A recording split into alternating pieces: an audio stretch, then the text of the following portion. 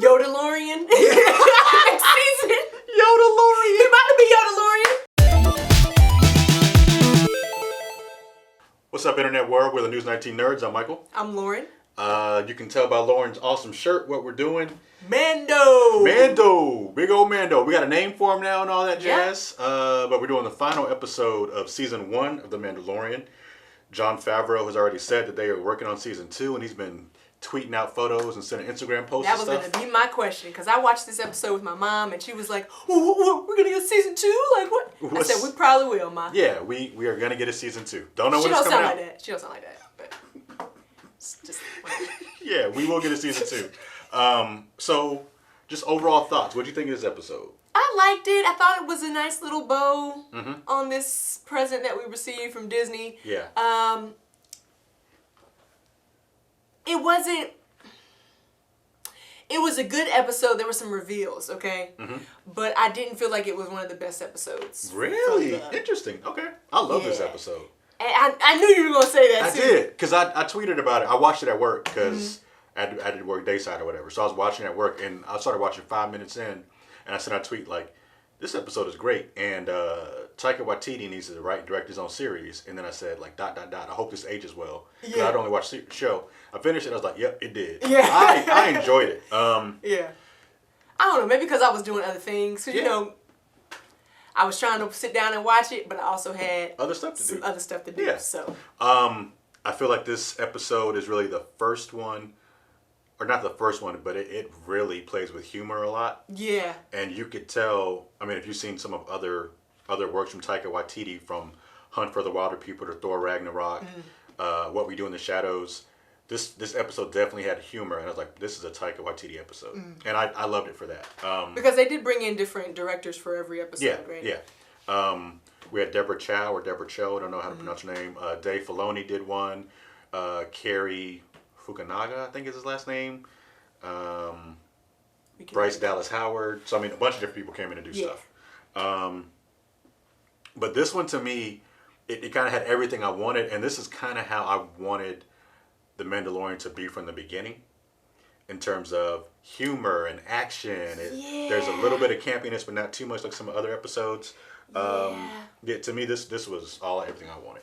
It was good. I mean, you had the action. You had I think it just had a good wrap up moments too, and leaving you with you want more, and you know more's coming. So I really appreciate that. It wasn't an ending that was annoying, because sometimes you can have some really kind of annoying endings to seasons. And you're just like, why'd y'all end it like that? But this made sense, and I was expecting some of this ending to. Yeah. To be honest, Twitter was going crazy this morning in terms of the reveals. Like, if you don't know, it doesn't mean necessary to you, but you're like, oh, this is what's happening in the show. I can't believe this is going on. It was cool. There were words mentioned and stuff seen. You were like, okay, and it helped tie in to other properties in Star Wars, which is really cool. Yeah. So. Spoilers. Yeah, you ready? Spoilers? Yeah. We can do it quick. Spoilers. So, I mean, where you want to start? Woo! Oh, let me do spoiler hands real quick so we know. We know where to cut. Spoiler hands. Yeah. So I thought that I don't know, maybe I was annoyed with them being in that was it the bar they were in? I forgot what was that structure that they were in. Some little bar. Yeah. They were in some kind of bar. I was kind of annoyed with the way that was set up, because it's like, you got all the stormtroopers outside, and like from squad on squad on squad, and you're telling me that they can't destroy it? That they can't destroy these people? Well, I think the thing was, I know they were waiting, but I think the thing is they didn't want to destroy them at first. We were left in the last episode like, oh, what are they going to do? Yeah. And the fact that IG-11 comes in, and now he's a nurse droid, and he is awesome. I'm here to protect. Picking up that baby. Picking up Baby Yobi. And I think that kind of ruined their plans. Like, oh, well, we can't just go ahead and kill these people because we don't have access to Baby Yoda yet. The stormtroopers that had him in the beginning, though. Yes. They could have brought him back, correct? Like, why did they? I didn't understand that stop, because somebody All right, because, please explain that, because I didn't understand why they had to wait. To me, what I got, well, also, this is when I fell in love with the episode. Just hearing them talk back and forth, the banter, I was like, oh, this is Taika Waititi in full force. Just having random conversations, non sequiturs that don't mean anything. Shout out to Jason Sudeikis and Adam Pally. They were the voices. Yeah. Okay. Yeah, that was great. We just get them talking about random stuff.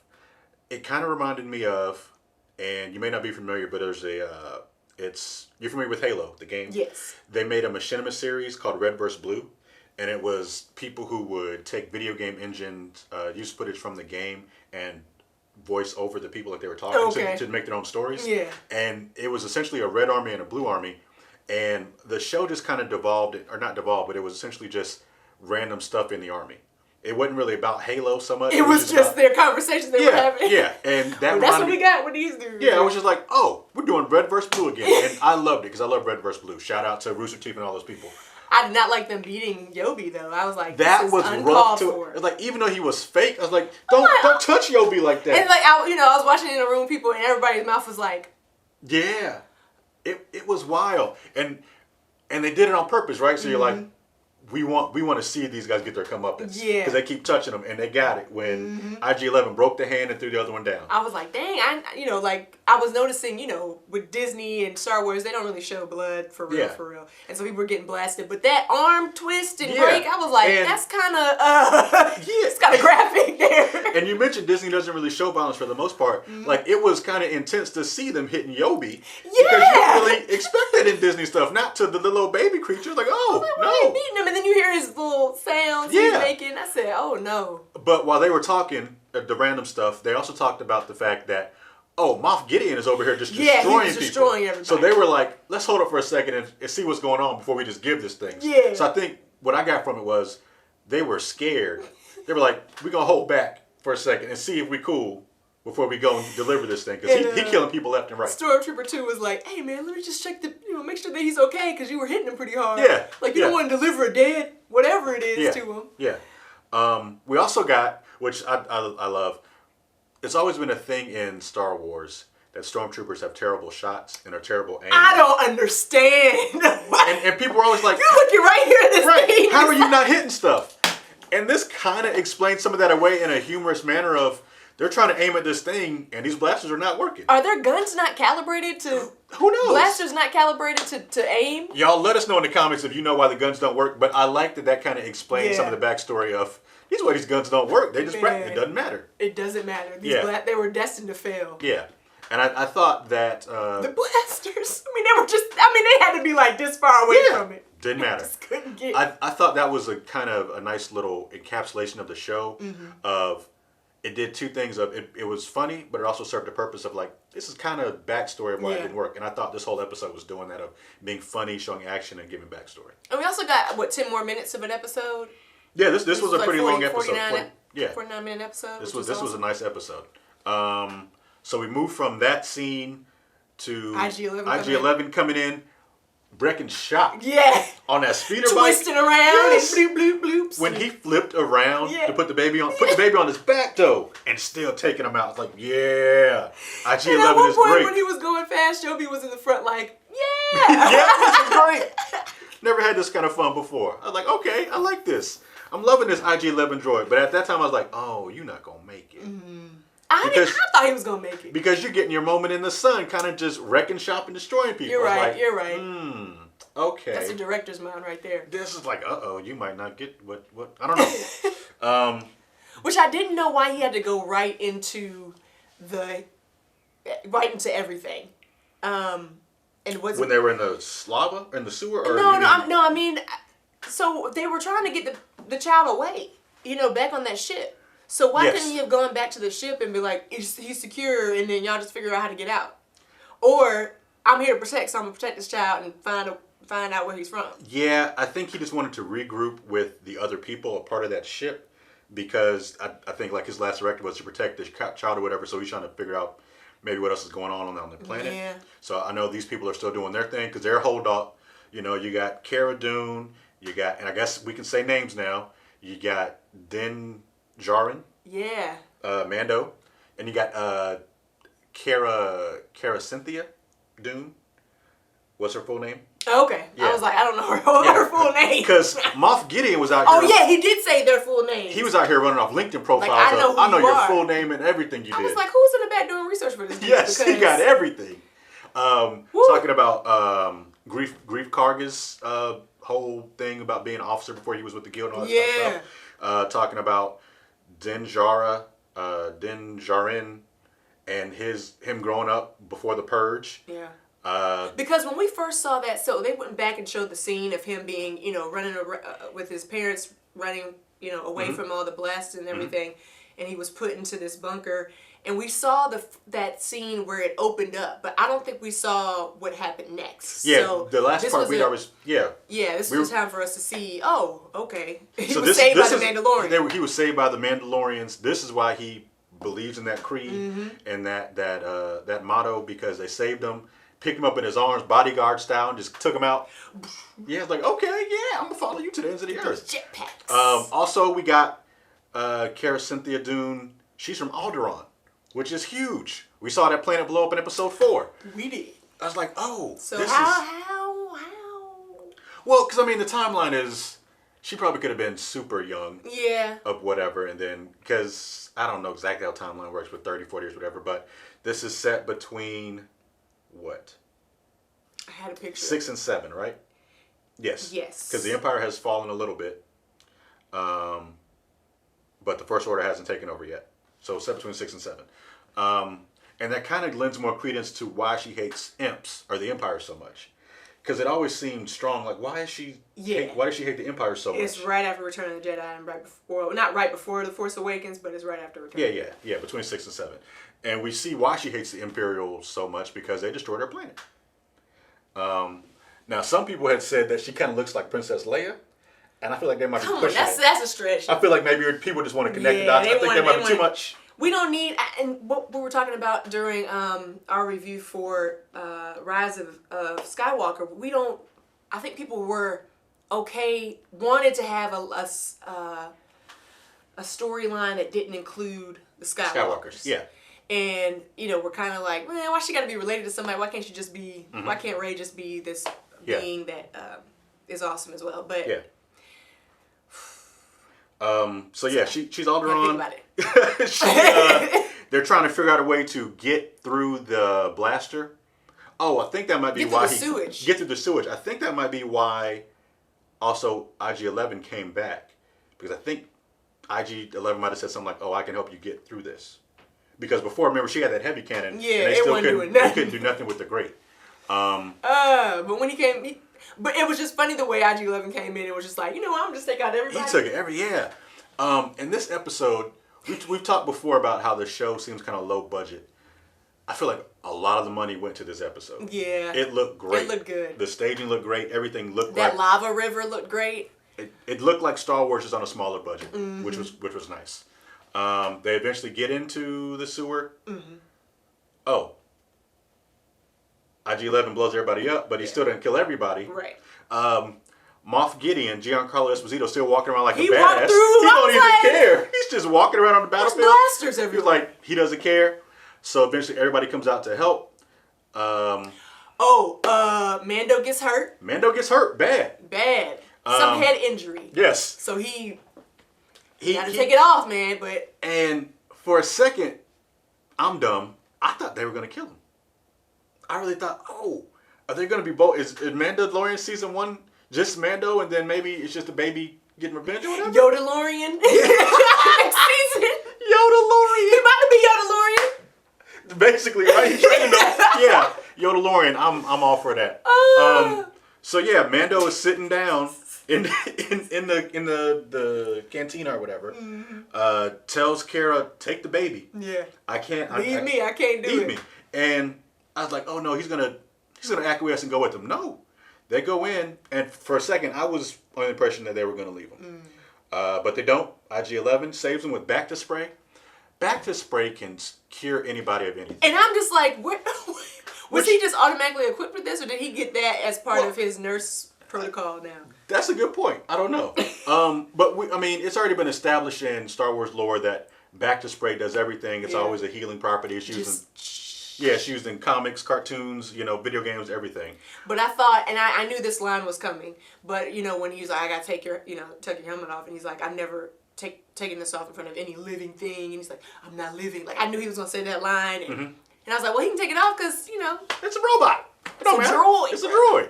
Not living. So, I think when we did the first review of the episode, y'all go back and watch the tapes, y'all watch the receipts. I said he was never going to take the helmet off. I think Leroy said he was going to take the helmet off. So Leroy I remember this conversation, but I don't remember what we... Yeah, I was pretty sure I said it was never going to come off. Leroy said... Or if it was going to come off, it would be like the last scene. Yeah. Or something. I think I said something about the last clip of him, taking off, and it was like, oh. So you got the last episode, at least. Yeah. Yeah. So he took it off. We see Pedro Pascal. Good looking dude. Good for you, Pedro Now, that's Pascal. funny that you said good looking dude, because I was watching this with my mom. She don't like Pedro Pascal? She was like, he could have been cuter. I was like, Mom.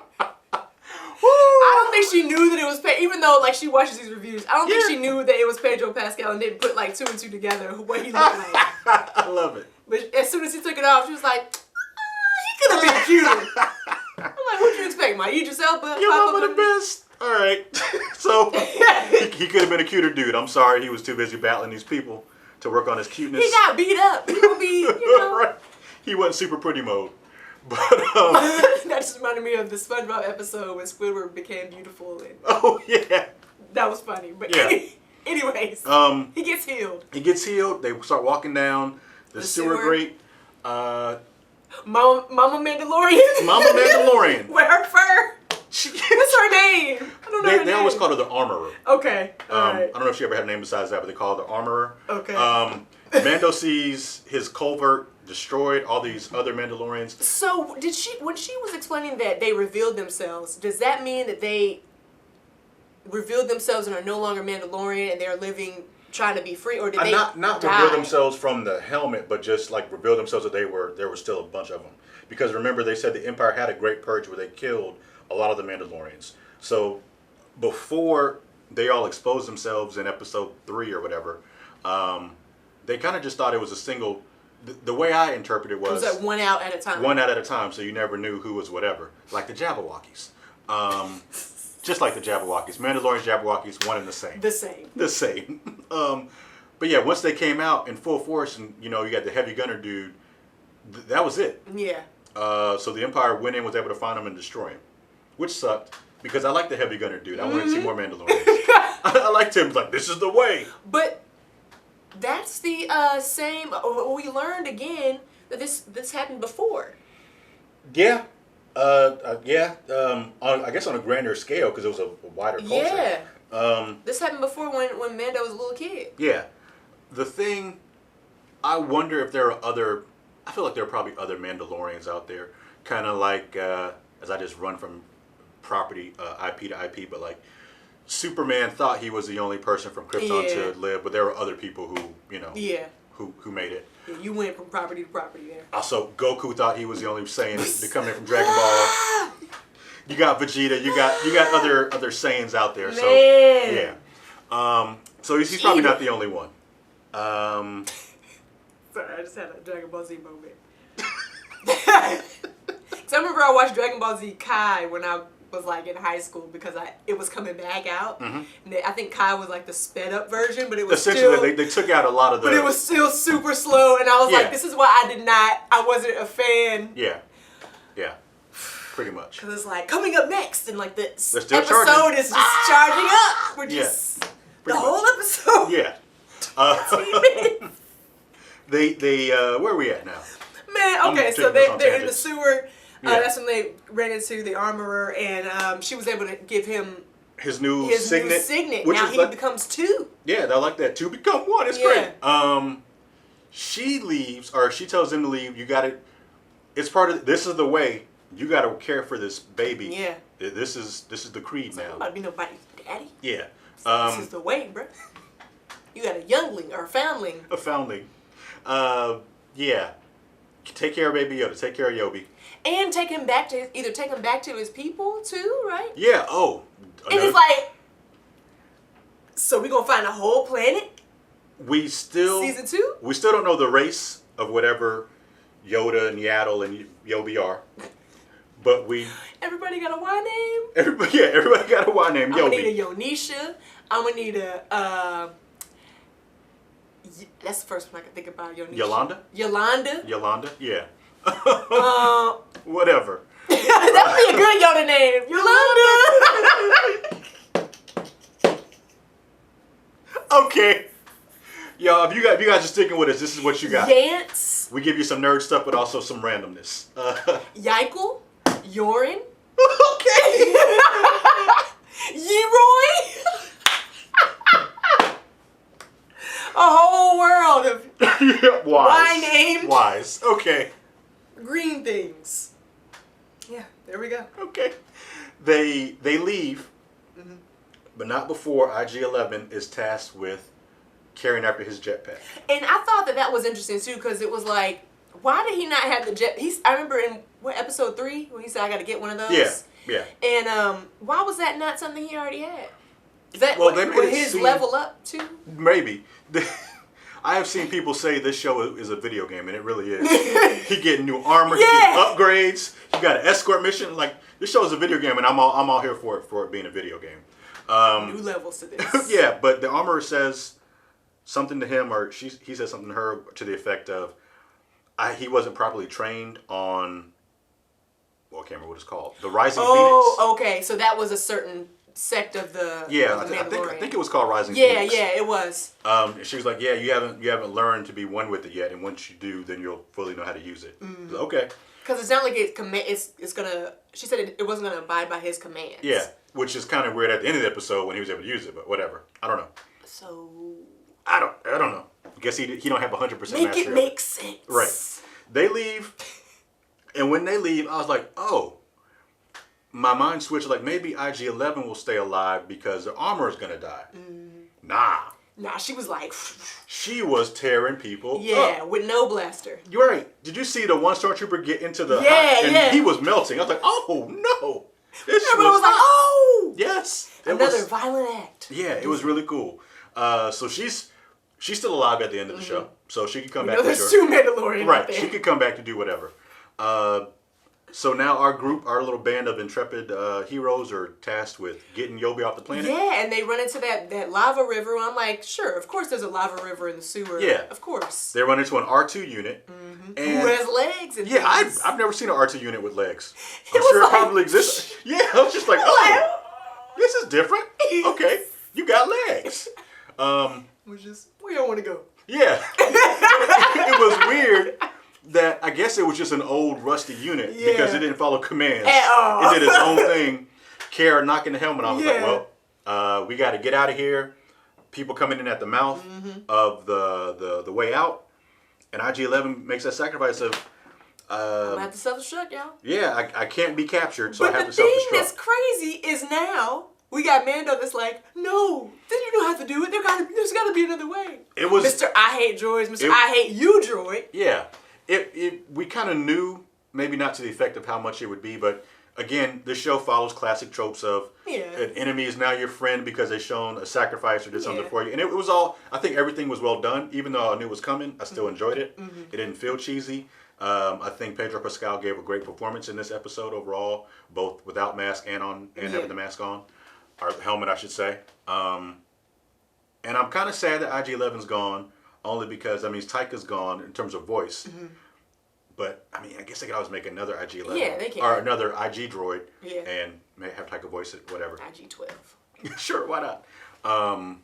They have an IG-88, so. Yeah, they got multiple. He blows up most of the people out there. I guess he probably blew up everybody, because the only person that left was that TIE fighter.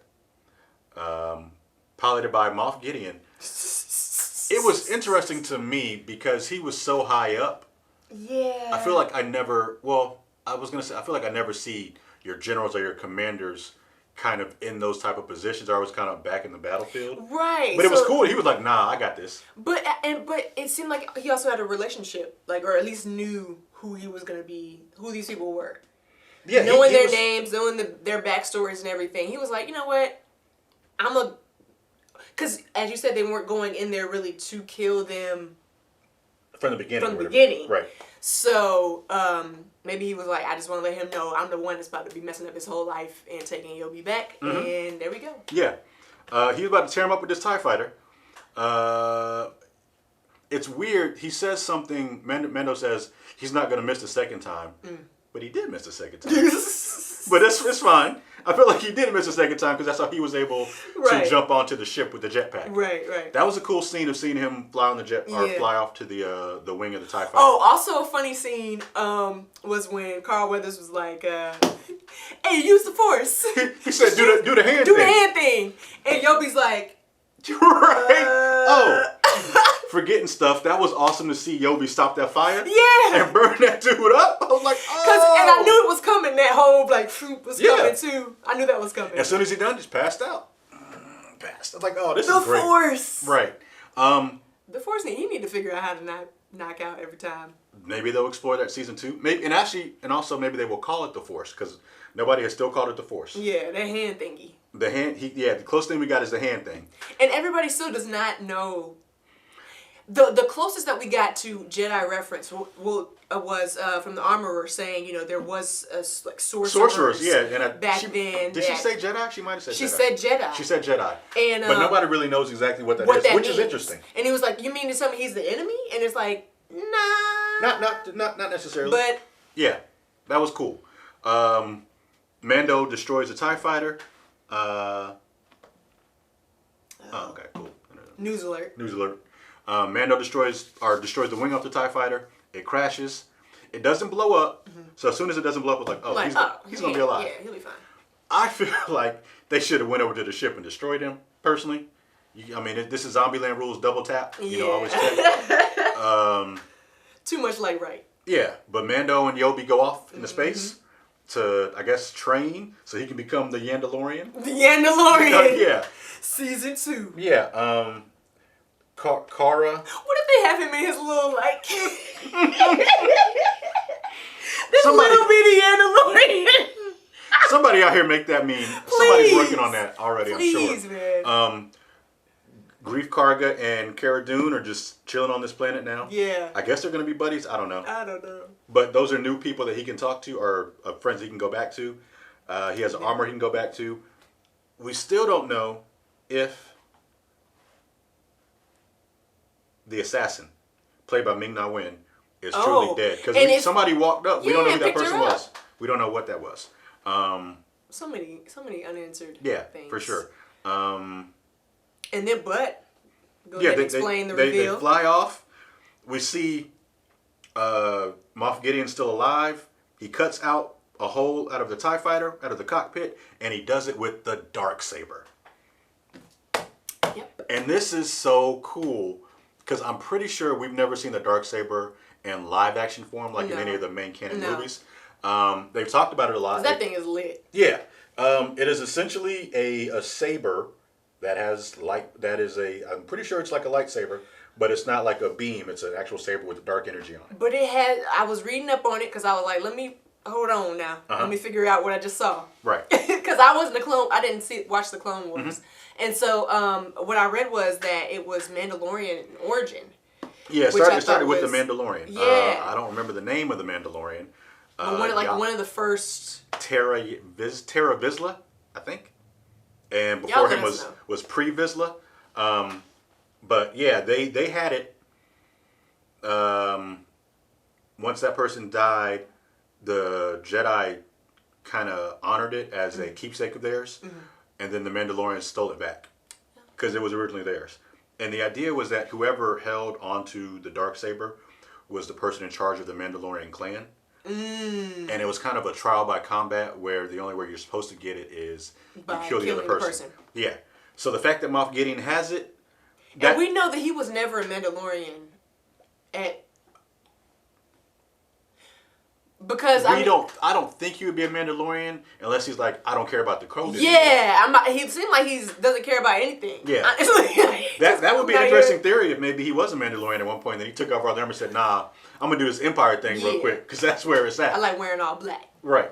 So either he stole the Darksaber or he killed the rightful leader of the Mandalorian clan. So that would kind of explain why he knows so much about Mando. Yeah. But and about how they operate. Yeah. And then it goes off credits. Woo! There's a lot to happen, man. Seeing this, I was like, man, the pacing of the show may have been a little uneven overall. Mm-hmm. Some episodes move faster than others. Mm-hmm. But that comes with different directors. For sure. I do wonder what this would have been like as a movie. If they had streamlined it. It seemed like, in my mind, I feel like it would have been tighter, but at the same time, you wouldn't have got as much character growth and emotional beats with everybody. Yeah. So I could see either way. Going forward, I would like to see this trend continue of this action moving all the time, and every episode kind of keep going leads into the main plot, not having these side stories. Personally, we gotta find somebody who knows what Yobi is and where he's from. So if we go to some planet where there's researchers and people that have been working, they might have, I don't know, mm-hmm. but that'd be cool to see, so that we can get some clarity, mm-hmm. because he's still unknown species, right? Unknown race or whatever, mm-hmm. and I really enjoyed seeing everybody's reaction to him. Like they're like, is it a pet? Is it a child? Like what is it? Like, mm-hmm. He's cute. But so we need more of Yobi, and I like the edits in this too, because they would go to his face and he'd be like, "Oh yeah, he always have them little memeable moments from Yobi, which is great." So like overall thoughts, I mean like parting thoughts of season 1 and like I thought this episode was good, but it wasn't my favorite episode. So which one is your favorite? I think it's still the second episode because one was the reveal was great, but the second episode to me really was like. This is his real, not purpose, but I think that's where people really found out like what the show was and what the goal is now. So we understand what this is because people were going in this thinking, oh, he's just gonna be bounty hunting and fighting, because mm-hmm. we really didn't have that. Yeah. Which was great for them to hold on to that. Yeah. But I still really enjoy episode number 2. I think that was The Child. Yeah. I believe is what that one was called. Yeah. And also at the end of this, the churn, he got the little ball again. Yeah. We're like, play with it. It's great. That and the necklace too. Okay. Yeah. Like if I out of 5, I'd say this is like I'd probably give this a 3.5 mm-hmm. out of 5, and that's like overall season to me. 3.5 out of 5. Yeah. I think it's a solid start to a new story here with Star Wars. Yeah. It still fills that gap that people have mm-hmm. of needing some Star Wars content. Mm-hmm. I don't know when they're going to come out with the second season. I don't know how long did it take them to do this season. I don't know. I don't know when they started shooting this thing. Maybe next year. Who knows? Yeah, I mean, I wonder if they hold it till 2021 because they got. I don't know. What's Disney Plus coming out with next, though? That's the thing. I know Proud Family's supposed to be coming out at some point. Yeah, I don't know what their big shows are for 2020 because I don't think any of the. I think maybe one of the Marvel shows starts in late 2020. I don't know. Maybe this sounds like a good time to end your subscription and then come back. No shade to Disney Plus, but hey. What you got for me now? I mean, you watch everything, know. Mm-hmm. Yeah, very And it's true. Like sometimes I want to go back and watch some of these Disney movies, but really I'm just here for the Mandalorian. Yeah. Yeah. We'll see what else Disney can cook up to keep my $6.99 Y'all better come on, because I'll go back to Netflix real quick. Oh, so you cut Netflix off? I didn't cut Netflix off, but I wasn't watching it as religiously as I was, in the past. But now, I mean, they got some shows on there. Yeah. You's back, season 2 of You. Yeah. I've been watching The Witcher. I know y'all watched The Witcher, right? Witcher was great. We will have a review of that sometime whenever Leroy finishes. Living life. Yeah. But to me, it was funny. There are a lot of parallels between The Witcher and Mandalorian to me. There are. In terms of but I guess it's that same storyline. Yeah, journeys and whatnot. And your destiny and. Yeah, so it was cool. That's it for us. Anything you want to add? No? Nope. No? Like, comment, subscribe on this video. Let us know what shows or series you would like us to watch in the comments below. It is the second day of Kwanzaa, so happy Kwanzaa for everybody that celebrate. Okay. Kuji Shakalia is today's. That's what I was waiting on. Self-determination. Yeah, give me the principle. Yeah, give me the principle. Thank you. I hope I put this up now because I put it up tomorrow. It's gonna be great. My bad, Michael. No pressure now. I guess I can't go home. Great. Final Find us here on YouTube. Also find us on Twitter, Instagram, Facebook, WOTX.com, and we're out. Cool. How long does it take me to put it on? Okay, I'm like, oh, Lord.